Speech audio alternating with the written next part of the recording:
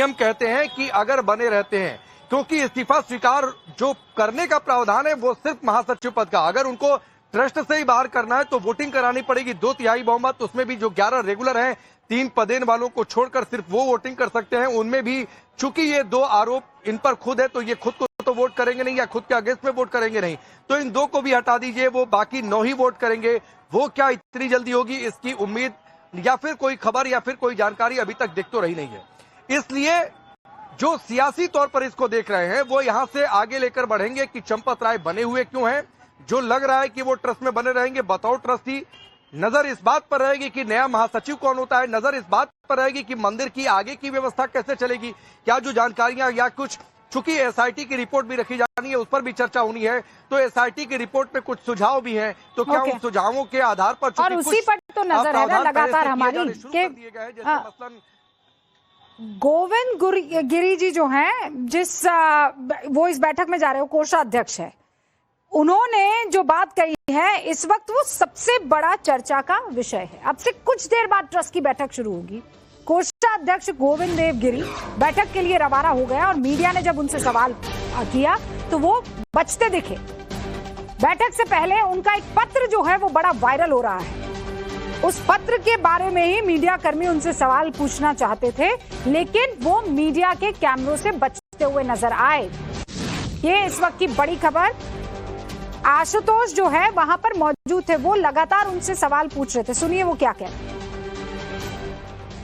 राम मंदिर चढ़ावा चोरी के आरोपों के बीच में अब से कुछ देर बाद ट्रस्ट की बैठक शुरू होने जा रही है और इस बैठक में शामिल होने के लिए जो कोषाध्यक्ष हैं वो गोविंद देवगिरी, वो अब यहाँ से निकल चुके हैं। वैदेही भवन है वो यहाँ से निकले हैं और हम कोशिश करेंगे उनसे बात करने की, लेकिन देखिए कड़ी सुरक्षा के बीच में उनका जो काफिला है वो इस वक्त मंदिर क्षेत्र की ओर निकल गया है।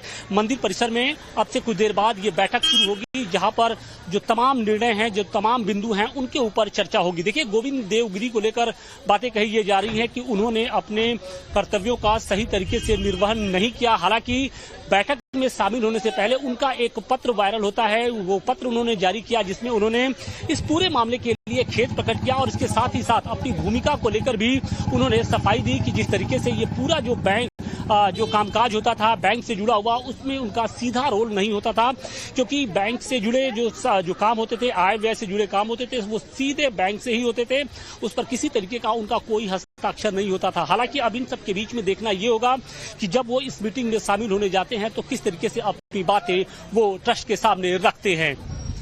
अयोध्या से मनीष दुबे के साथ आशुतोष सिंह, टाइम्स नवभारत। सुना, आशुतोष ये बता रहे हैं कि देखिए हमने बातचीत करने की कोशिश की थी, 2 पन्नों का पत्र लिखा है कोषाध्यक्ष गोविंद देव गिरी जी महाराज ने और उसी पत्र को लेकर वो सवाल उनसे पूछना चाह रहे थे। ठीक है, उन्होंने कहा श्री राम जन्मभूमि तीर्थ क्षेत्र न्यास के न्यासी अथवा कोषाध्यक्ष के पद के लिए मैंने ना कभी किसी से निवेदन किया, ना कोई प्रयास किया। प्रभु श्री राम की सेवा किसी भी रूप में करते रहने में धन्यता एवं आनंद का अनुभव है। मैं लगभग हर महीने 1.5 महीने में न्यास के कार्यार्थ अयोध्या आता रहता हूँ। मेरा विमान अथवा अन्य प्रवास के लिए मैंने अब तक 1 भी रुपया जो है वो न्यास से नहीं लिया है। मतलब कोषाध्यक्ष को लेकर जिस तरीके के सवाल उठ रहे थे उस पर उन्होंने ये पत्र लिखा है। बहरहाल हमारे साथ आरपी सिंह साहब जुड़े हुए हैं, अनंत विजय जी भी जुड़े हुए हैं। आरपी जी, आप लगातार हमारे साथ 2 बजे से बने हुए हैं और मैं आपके पास एक दफा भी नहीं आ पाई हूँ, लेकिन कुल मिलाकर जब राम जन्मभूमि की बात होती है, राम मंदिर की बात होती है, तो बीजेपी कहती है भैया हमने बड़ा संघर्ष किया, अब जाकर हमें ये भव्य मंदिर मिला, लेकिन ये जो भव्य चोरी हुई है उसकी भी तो जिम्मेदारी लेनी होगी ना। देखिए रूबिका जी, एक बात स्पष्ट समझे, ये जो ट्रस्ट है ये इंडिपेंडेंट ट्रस्ट है, ये अपने आप में पूरी ट्रस्ट है। इसका भाजपा के साथ या संघ के साथ कोई सीधा कोई वास्ता नहीं है। ठीक है, उसमें सदस्य ऐसे हैं जो कि विश्व हिंदू परिषद से जुड़े हुए हैं या जो हमारी विचारधारा से जुड़े लोग हैं, परंतु आज जो ट्रस्ट की मीटिंग है जो कि जिसको लेकर सब अभी सारी आपकी डिबेट भी चल रही है, मुझे लगता है 4-5 चीजें जरूरी हैं। पता नहीं क्या करें, परंतु मेरे हिसाब से 4-5 चीजें चर्चा में होनी जरूरी है। एक तो ये जो पूरी चोरी हुई जिस प्रकार से हुई, इस पर चर्चा होना जरूरी है। दूसरा, जिस प्रकार से एसआईटी की रिपोर्ट जो इंटरव्यू रिपोर्ट जो एसआईटी ने सबमिट की अभी, उसके ऊपर चर्चा होनी चाहिए। जो रिपोर्ट क्या कह रही है और आगे एसआईटी का क्या डायरेक्शन है उसके बारे में चर्चा होनी चाहिए। एक, मेरे को लगता है कि जिस प्रकार की परिस्थिति है उसमें एक प्रोफेशनल सीईओ की जरूरत है, जहाँ जो अभी मुझसे पहले प्रवक्ता कह रहे थे कि कोई संघ से जुड़े हुए ऐसे लोग जो कि IIM, IIT, जो कि वो जो प्रोफेशनल काम को निभा सकते हो, ऐसे लोग हो। हाँ, मतलब IIM हाँ बैकग्राउंड के लोग हो जो इसको निभा सकते हो, ऐसा कोई चाहिए। और एक जो ट्रस्ट के जो जिन दो लोगों ने इस्तीफा दिया है उनके ऊपर चर्चा करनी चाहिए। और वैसे भी इनका फाइनेंशियल ईयर हो रहा होगा, 2025-26 का इनका फाइनेंशियल ईयर हो रहा होगा, उस पर भी चर्चा होनी चाहिए कि फाइनेंशियल ईयर में क्या खर्चे हुए, किस मद में खर्चे हुए। एक जनरल एक सिस्टम होता है। पर अखिलेश जी तो बहुत भाई आरोप, वो तो आप कह रहे हैं कि ट्रस्ट इंडिपेंडेंट है, हमारा कोई वास्ता नहीं। अखिलेश जी को आप सुन रहे हैं ना कि ये सब के सब चोर हैं, इनको सब पता था, ये बीजेपी मिली हुई है, डबल इंजन देख लो, ये दोनों इंजन फेल हो गए हैं।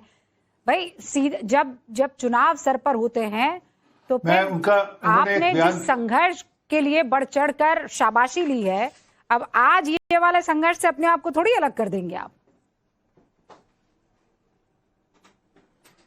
नहीं, हम अलग नहीं कर रहे, बिल्कुल अपने को अलग नहीं कर रहे। मैं तो 2019 में फैसला है, 2018 के अंदर हमने वहां पर गुरुद्वारा साहब है, वहां पर 3 दिन का अखंड पाठ रखवाया था। 5 सिख जिसमें मैं एक था, एक अहमदाबाद से थे, एक सूरत से थे, एक कानपुर से, एक अमृतसर से, ऐसे 5 सिखों ने अरदास करी है अखंड पाठ के बाद। और हम तो सबके सब जुड़े हुए हैं उसके साथ, हम अपने को अलग नहीं कर रहे। परंतु जो आज वो अखिलेश जी कह रहे थे खजाना देकर आंखें अंधे हो गए हैं, ऐसा कुछ उन्होंने शब्द इस्तेमाल किया। अरे वो तो ये तो चुंदिया जाती है, वो तो टूटी का नलके और टूटियां देखकर आंखें चुंदिया गई थी, जो ऐसी बात कर रहे हैं।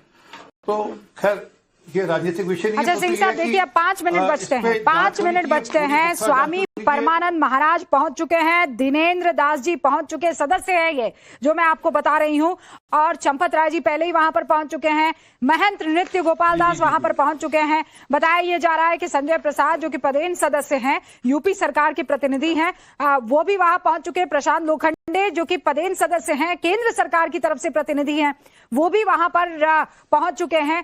दिनेंद्र दास जी महाराज सदस्य हैं, उनके भी वहां पहुंच जाने की खबर है। आशुतोष जी हमारे साथ जुड़े हुए हैं, लेकिन क्विकली मैं आप दोनों से इस पर, एक तो आनंद जी और उसके बाद सतीश केसिंग साहब, आपसे इस पर रिएक्शन लेना चाहूंगी। अब चूंकि ट्रस्ट की बैठक हो रही है, सतीश जी क्या लगता है आपको, क्या यहां से निकल के? देखिए, मैं कोई प्रेडिक्शन नहीं कर सकता कि क्या होगा, बचे रह जाए तो भी हमें आश्चर्य नहीं होगा।